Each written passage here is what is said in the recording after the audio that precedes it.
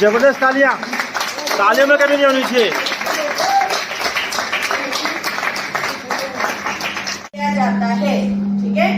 तो अगर आप किसी भी डर्मा के पास जाएंगे या किसी भी डॉक्टर के पास जाएंगे और बोलेंगे कि मेरे बाल झड़ रहे हैं, मुझे बाल झड़ने की प्रॉब्लम है, तो वो आपकी डाइट में, आपके सप्लीमेंट में, आपके न्यूट्रिशन में क्या ऐड करेगा? Biotin, right. तो हेयर जो है, बाल जो है, सबको अच्छे लगते हैं?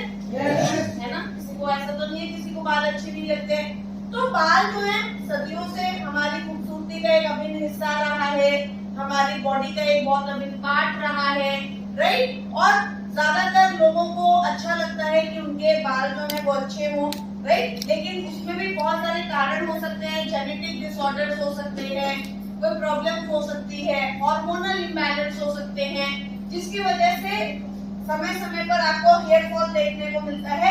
लेकिन ज्यादातर हम कोशिश करते हैं कि जो मेंटेन बाल हैं उनको हम क्या रखें? मेंटेन रखें, राइट। अब अगर आपकी हेयर फॉल होती है, आपके बाल जो है वो बहुत ज्यादा गिरने लगते हैं, तो क्या प्रॉब्लम आती है ज्यादातर हम लोगों को? सबसे पहले हमारा सेल्फ कॉन्फिडेंस लूज होता है ना।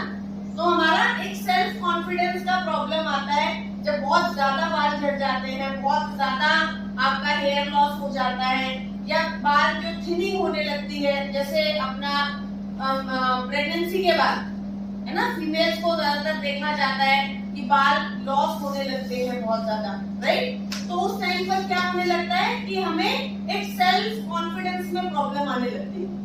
कई बार आपने ऑब्जर्व किया होगा कि आपको इंटरनली ऐसा लगता है, अरे यार मेरे बाल कितने ज्यादा प्रॉब्लम में आ गए, जबकि दूसरा इस चीज को नोट भी नहीं कर रहा होता। आप किसी और से पूछोगे, वो बोलेगा नहीं ऐसा तो कुछ भी नहीं है, जैसे कल थे वैसे ही आज लग रहे हैं, लेकिन आपको अंदर से ये वो कॉन्फिडेंस फील नहीं होता है, right. Next is social life.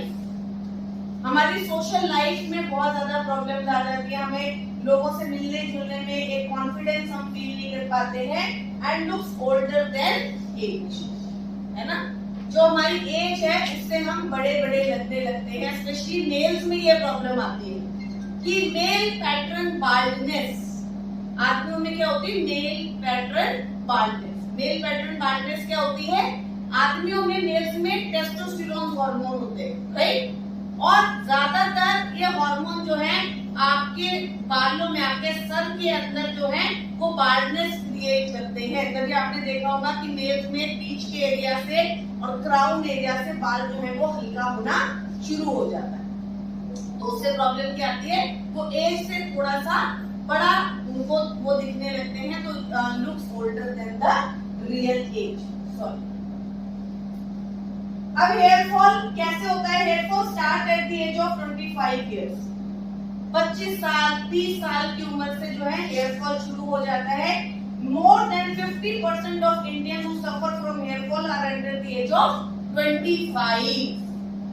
आपको ये लगता है कि अरे मैं 30 का 40 का हो गया तो मेरा बाल जो है वो झड़ गया है, लेकिन ये प्रॉब्लम जो है वो बहुत यंग एज से शुरू हो जाती है। अभी कल मैं एक मीटिंग कर रही थी अपने परसों एचओ के अंदर, तो मुझसे किसी ने पूछा, उनके बाल जो है वो पूरे तरीके से खराब हो चुके थे, झड़ चुके थे, तो उन्होंने पूछा कि क्या हमारे बाल वापस आ जाएंगे, राइट। तो मैंने उनको यही बोला कि अगर आप टाइमली एक्शन लेते तो हो सकता है कि आप अपने बालों को रिवाइव कर पाते, है ना। लेकिन कई बार क्या होता है, स्पेशली मेल्स के साथ ये प्रॉब्लम होती है कि वो टाइमली इन चीजों के ऊपर एक्शन नहीं लेते, क्योंकि नोटिस नहीं करते इतना ज्यादा।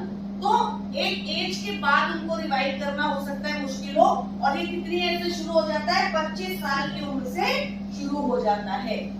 33% of Indians are already at stage 3 of hair fall. Hair fall का भी एक स्टेज होता है, स्टेज 1, स्टेज 2, स्टेज 3। तो स्टेज 1 में क्या है? आपका थोड़ा थोड़ा हेयर फॉल होना शुरू होगा। स्टेज 2 में क्या है? ये जो क्राउन है, यहाँ वाला जो एरिया है, यहाँ से आपका हेयर फॉल होना शुरू हो जाए। स्टेज 3 में क्या है? इस वाले एरिया में थोड़ा थोड़ा सा बाल हल्के होना शुरू हो जाएगा।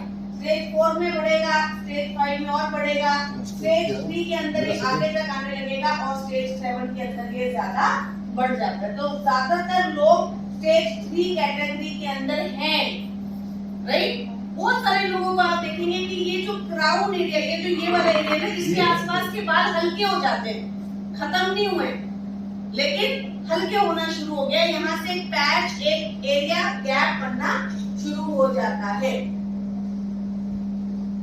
Deficiency of biotin is one of the major reason of poor health care. अब ये प्रॉब्लम आती क्यों है? क्योंकि बायोटीन की डेफिशिएंसी एक बहुत बड़ी समस्या है। बायोटीन एक बहुत इंपॉर्टेंट न्यूट्रिशन है, एक बहुत इंपॉर्टेंट सप्लीमेंट है जो कि हेयर ग्रोथ में हमारी मदद करता है। अब आप बोलोगे कि मैम ये प्रॉब्लम हमें क्यों हो रही है? क्योंकि बायोटीन आपकी बॉडी नेचुरली प्रोड्यूस नहीं कर पाती। सबसे बड़ा प्रॉब्लम ये है, आप जो खा रहे होते हो उससे प्रोड्यूस कर लेती तो हमें कमी नहीं होती, लेकिन ये जो है आपकी बॉडी नेचुरली प्रोड्यूस नहीं कर पाती है, तो आपको कहां से देना पड़ेगा? बाहर से देना, राइट। कुछ खानों में बहुत कम मात्रा में मिलता है, नॉनवेज के अंदर एग्स वगैरह हो गए उनमें थोड़ा ज्यादा मात्रा में मिलता है। अदरवाइज अपना जो नॉर्मल डाइट है उसमें आलमंड्स वगैरह हो गए, वॉलनट्स वगैरह हो गए, इसके अंदर मिलता है। और ये तो आप सबको पता है कि ये तो हम में से ज्यादातर लोग खाते नहीं है, राइट। तो ये आपकी बॉडी नेचुरली प्रोड्यूस नहीं कर पाती है। अब बायोटीन हमें काम क्या करता है? Help produce keratin which is important for hair and scalp. Keratin shampoo, keratin therapy, keratin spa, ये सब सुना है आप लोगों ने?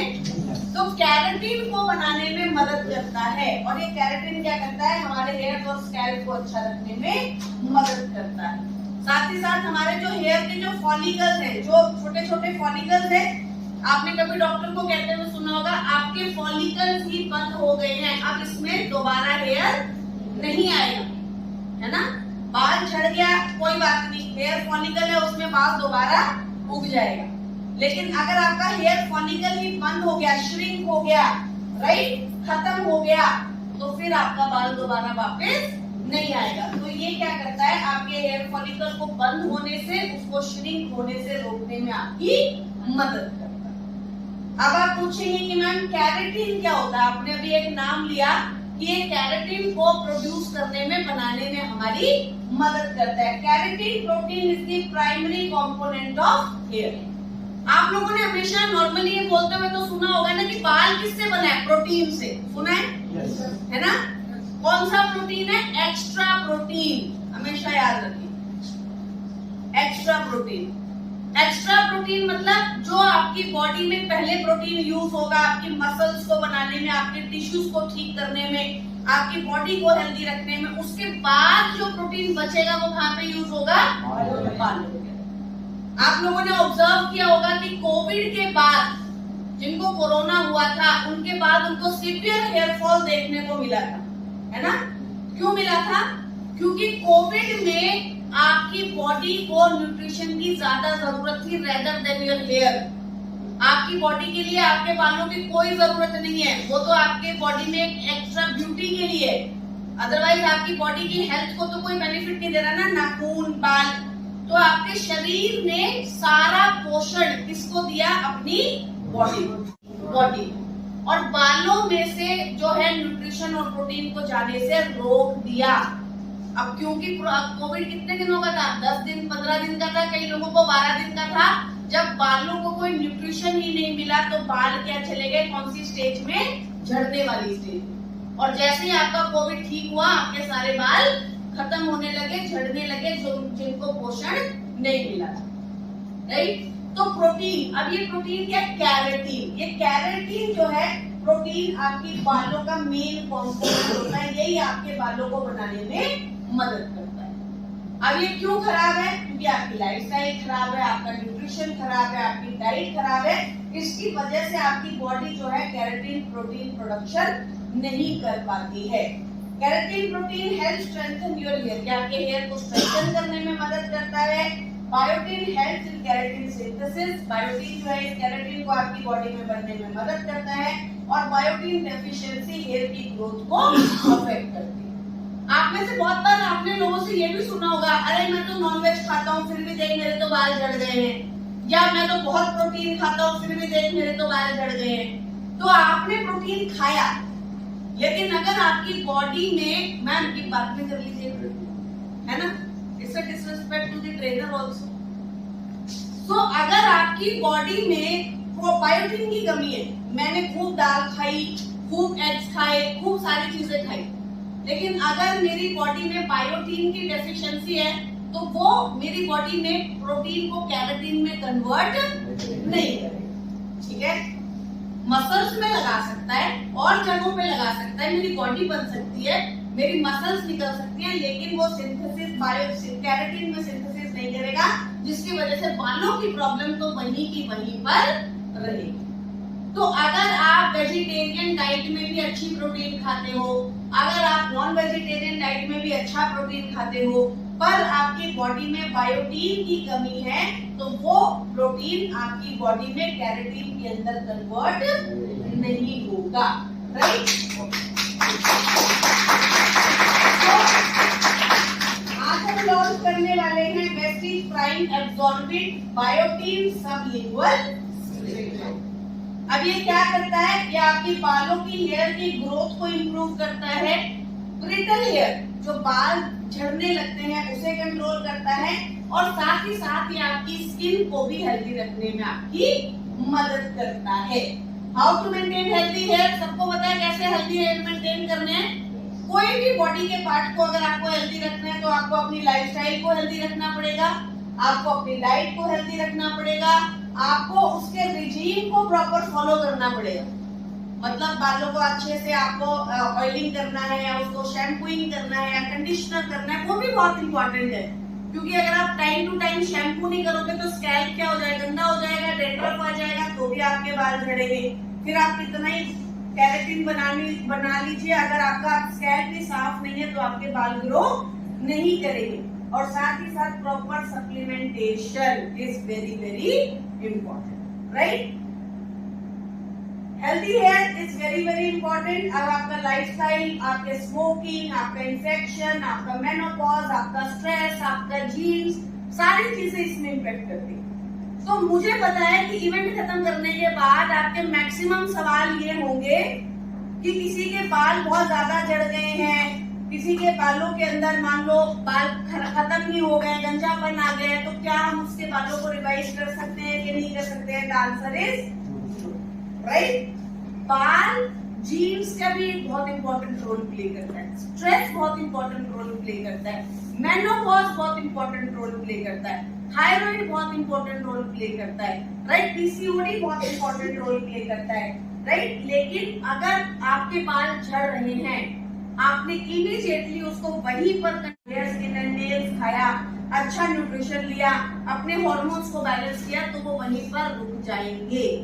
पर अगर आपने उसको इग्नोर किया, वो खत्म हो गए, खराब हो गए, आपने डैमेज कर दिया, तो फिर उसके बाद वो वापस से रिकवर करना थोड़ा सा मुश्किल हो जाता है। राइट, पर्सन टू पर्सन भी डिपेंड करता है, लेकिन मुश्किल होता है। रोल ऑफ बायोटिन क्या है? Increase production of keratin protein. सबको पता लग गया, कैरेटिन को बनाने में मदद करता है, हेयर को स्ट्रेंथन करता है, और स्किन को हाइड्रेट रखने में भी आपकी मदद करता है। अब लेना कितना है, सोचो कितना आसान बना दिया है चीजों को, राइट। और ये मैं आप सबको बता रही हूँ, अगर कोई भी किसी भी डर्मा को जानता है, डर्मेटोलॉजिस्ट जो स्किन और बालों के डॉक्टर होती है, नॉर्मली भी आप कहीं पर भी देखना, जब बाल झड़ते हैं तो आपको बायोटिन का जो डोज है वो बढ़ा दिया जाता है, राइट। तो कितना इजी कर दिया, जस्ट 1 शॉट, 1 शॉट आपको इसका लेना है, 1 स्प्रे आपको इसका लेना है जबान के नीचे, और आपका डेली का बायोटिन का सप्लीमेंटेशन पूरा हो जाता है। तो आप अपने बालों को कितनी इजीली अच्छे से आप उसको मेंटेन कर सकते हैं, राइट। आपका अभी शादियों का सीजन आ रहा है, आपके बालों के ऊपर लोग हीटिंग करते हैं, बहुत सारी चीजें करते हैं, स्टाइलिंग करते हैं, बाल झड़ते हैं, रेगुलर लीजिए। बरसात का मौसम आता है, बाल झड़ते ही झड़ते हैं, रेगुलर एक लीजिए, आपका बॉडी का बायोटिन हमेशा पूरा रहेगा, बाल झड़ने की समस्या ज्यादातर क्या रहेगी, कंट्रोल रहेगी, प्रॉब्लम बढ़ेगी नहीं। एमआरपी इसका है 810, बीपी है 690 और पीवी है 23। तो आपको कितना लेना है इसको, 1 शॉट लेना है, राइट। सबलिंगुअल टेक्नोलॉजी के बारे में सबको पता है, जबान के नीचे, राइट। अब मैंने कहीं पे ट्रेनिंग की थी, तो वहां पे किसी ने बोला, मैम मैं जबान के नीचे स्प्रे करता हूँ, लेकिन वो जबान के ऊपर आ जाता है। तो फिर वो कैसे एब्जॉर्ब होगा, राइट? क्योंकि वो तो लिक्विड है ना, तो थोड़ा बहुत तो इधर उधर जाएगा ही। तो आपको उसकी चिंता करने की जरूरत है, वो ऊपर भी आ जाएगा तो भी वो एब्जॉर्ब कहाँ होगा, राइट? तो उसका एब्जॉर्प्शन यहाँ है, ये उसका एब्जॉर्प्शन आपके पेट में, आपके स्टमक में, आपके इंटेस्टाइन में नहीं है। हर एक प्रोडक्ट का एक रूट होता है। जैसे आप गोली खाते हो, कैप्सूल खाते हो, तो वो पहले स्टमक में जाएगा, वो खून में नहीं जाएगा, पहले जा ही नहीं सकता। चाहे आप डायरेक्ट उसको पानी के साथ मिक्स करके पी लीजिए, तभी भी वो आपके इंटेस्टाइन्स में, आपके स्टमक में ही जाएगा, राइट? आप चाहे डायरेक्टली उसको इंजेक्शन लगा दीजिए, तब भी वो आपके डायरेक्ट ब्लड के अंदर नहीं जाएगा। तो पाथ है उसका। तो इसी तरीके से इसका पाथ क्या है, यहाँ से डायरेक्ट आपके ब्लड में चला जाता है। तो अगर वो लिक्विड ऊपर भी आ गया तो भी वो जाके एब्जॉर्ब कहाँ होगा, आपकी नर्व्स में होगा, ठीक है? अब जब किसी को हार्ट अटैक आता है तो आप सॉर्बिटेट रखते हो ना नीचे, तो इसी तरीके से यहाँ पर ये जो टेक्नोलॉजी है, ये बहुत पावरफुल टेक्नोलॉजी है, राइट? जब ये टेक्नोलॉजी, ये तो मतलब आई एम सो ब्लेस्ड, और मैं बहुत खुश हुई थी जब ये विटामिन B12 और विटामिन D और ये सब स्प्रेज आए थे, because previously I used to get them from Dubai. मुझे मंगवाना पड़ता था और फिर उसमें इंपोर्ट चार्जेस और ये और वो मुझे देने पड़ते थे। तो स्पेशली मैं मंगवाया करती थी विटामिन B12, बिकॉज क्योंकि डेफिशिएंसी है विटामिन B12 की। तो I was the happiest person कि ये टेक्नोलॉजी यहाँ पर है, क्योंकि एब्जॉर्प्शन बहुत तेज है और ये ऐसा न्यूट्रिशन है जो हमें चाहिए ही चाहिए, राइट? तो इसी तरीके से ये टेक्नोलॉजी 90% जाकर आपकी बॉडी में क्या हो जाती है, एब्जॉर्ब हो जाती है, राइट? क्योंकि बात 90% आपकी बॉडी के अंदर एब्जॉर्प्शन है। कन्वेंशनल जो आपका गोली है वो आपका पहले पेट में जाएगा, फिर लीवर में जाएगा, फिर खून में जाएगा। लेकिन ये क्या है, डायरेक्ट कहाँ पे जा रहा है, आपके खून के अंदर जा रहा है। अब कोई बहुत समझदार आदमी होगा तो वो ये भी बोल सकता है कि अगर इतनी पावरफुल टेक्नोलॉजी है तो सारे ही प्रोडक्ट इसमें लॉन्च कर दो, है ना? कहीं पूछ भी सकते हैं, है ना? भाई इतना तुम बोल रहे। अच्छा, फिर कोई ये भी बोल सकता है कि इसका मतलब जब मैं फ्लेक्स खाता हूँ तो वो तो 40% एब्जॉर्ब हो रहा है, 30% एब्जॉर्ब हो रहा है, और जब मैं स्प्रे ले रहा हूँ तो वो 100% एब्जॉर्ब हो रहा है, 90% एब्जॉर्ब हो रहा है। तो वहां तो मेरा नुकसान हो रहा है, यहाँ तो मेरा बहुत फायदा हो रहा है। तो आप ऐसा क्यों नहीं करते एज अ कंपनी, आप सारे ही प्रोडक्ट्स अवेलेबल स्प्रेस में ले, क्योंकि हर चीज को आप इस टेक्नोलॉजी में कन्वर्ट नहीं कर सकते। अगर इतना आसान होता तो फिर आज एलोपैथी मेडिसिन हर चीज स्प्रे के अंदर ही नहीं चली जाती, आप गोलियां खाने की आपको जरूरत ही ना पड़ती। लेकिन इतना इजी नहीं है। और दूसरा जो है उसको प्राइस वाइज कितनी देर स्टेबल रहेगा, कितने समय तक उसको रख सकते हैं, बहुत सारी चीजें होती है, राइट? तो जो कर सकते हैं वही हम आपको कर दे रहे हैं, जो एक बेस्ट क्वालिटी प्रोडक्ट हम बना सकते हैं, राइट? तो ये आपकी बायोसब्लिंगुअल स्प्रे हाई एब्जॉर्प्शन रेट है, एब्जॉर्प्शन रेट बहुत तेज है, इजी टू कंज्यूम है। आसान तो लगता ही है ना कंज्यूम करना। अब आपको पानी के ग्लास की जरूरत नहीं है, आपको कुछ सोचने की जरूरत नहीं है। आपने अभी अपनी बैग में विटामिन B12 का, विटामिन D का, बायोटीन का स्प्रे रखा हुआ है, निकाला, एक स्प्रे कर लिया, आपका बायोटीन का डोज क्या हो गया, पूरा हो गया, राइट? वीगन प्रोडक्ट है, वीगन है। वीगन का मतलब क्या होता है, जिसमें किसी भी तरीके का कोई भी एनिमल सोर्स यूज नहीं किया जाता, राइट? एनिमल सोर्स मतलब दूध या दही, जैसे हम लोग बोलते हैं ना कि भाई दूध तो गाय से या भैंस से आता है, तो वो भी एनिमल है।